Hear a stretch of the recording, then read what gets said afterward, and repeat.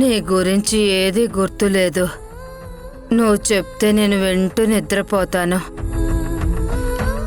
నా గురించి అమ్మమ్మ, నా గురించి నేను తెలుసుకునే ప్రయత్నంలోనే ఉన్నాను.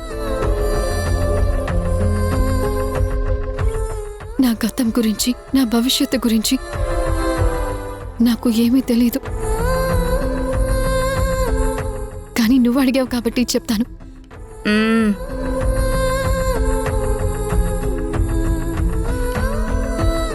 నిజం తెలిసే వరకు నాదో అందమైన ప్రపంచం అనుకున్నాను.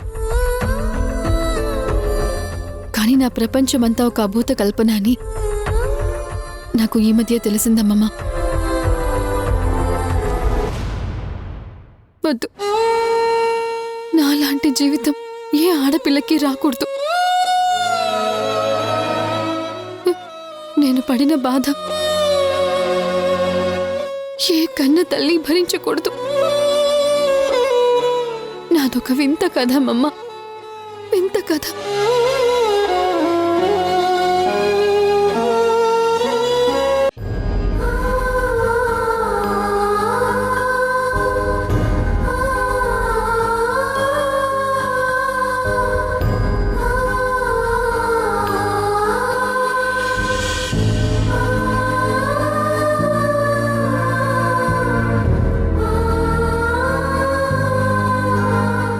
ఇది ఇంతవరకు జరిగిందమ్మమ్మ నా కథ. తర్వాత నా జీవితం ఎటువైపు వెళ్తుందో నా చేతుల్లో లేదు.